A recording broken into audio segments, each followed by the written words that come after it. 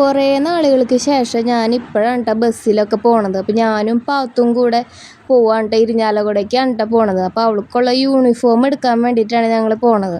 അപ്പോൾ ബസ്സിലിരിക്കുമ്പോൾ അതിലത്തെ പാട്ടും കാര്യങ്ങളൊക്കെ കേൾക്കുമ്പോൾ നല്ലൊരു ഫീൽ തന്നെയാണ് ട്ടോ. അപ്പോൾ ബസ്സിലിരിക്കുമ്പോഴാണ് നമ്മൾ ഏറ്റവും കൂടുതൽ റിലാക്സ് ആയിട്ടിരിക്കുക. അത് ശരിക്കും ആസ്വദിച്ച് തന്നെയാണ് ട്ടോ ഞങ്ങൾ പോണത്. അപ്പോൾ ബസ്സിലൊക്കെ പോയി അവിടെ എത്തിക്കഴിഞ്ഞപ്പോൾ അത്യാവശ്യം സമയമൊക്കെ ആയിട്ടുണ്ടായിരുന്നു ട്ടോ. ഞങ്ങൾ ചന്തയിലിറങ്ങി അവിടുന്ന് യൂണിഫോമൊക്കെ എടുത്തിട്ട് സ്റ്റാൻഡിലേക്ക് തിരിച്ച് വന്നു ട്ടോ. പിന്നെ അവിടെ എത്തിയപ്പോഴേക്കും ഒരു 1:30-2 മണിക്ക് ആയിട്ടുണ്ടായിരുന്നു. അപ്പോൾ അവിടുന്ന് ഫുഡൊക്കെ കഴിച്ചു ട്ടോ. ഞാൻ ഊണാണ് കഴിച്ചത്. പാത്തു ഇപ്പോൾ ബിരിയാണിയാണ് ട്ടോ കഴിച്ചത്. പിന്നെ അതൊക്കെ കഴിച്ച് കഴിഞ്ഞിട്ട് ഞങ്ങൾ അമ്മയ്ക്കുള്ള പാഴ്സലും വാങ്ങിച്ചു. അത് കഴിഞ്ഞിട്ട് ഞങ്ങൾ ഫാൻസിയിലാണ് ട്ടോ കയറിയത്. അപ്പോൾ അവിടെ നിന്നുള്ള എനിക്ക് വളയും കാര്യങ്ങളും വാങ്ങണമായിരുന്നു. കമ്മൽ, പാത്തൂന് അവൾക്ക് ആവശ്യമുള്ള സാധനങ്ങളൊക്കെ വാങ്ങണമായിരുന്നു ട്ടോ. അപ്പോൾ എനിക്ക് ഈ കമ്മൽ എനിക്ക് നല്ല ഇഷ്ടപ്പെട്ടു ട്ടോ. പക്ഷേ ഇത് വാങ്ങിയിട്ടുണ്ടായിരുന്നില്ല. ഇപ്പോഴാണ് ലോട്ടസ് ആണല്ലോ ട്രെൻഡ്.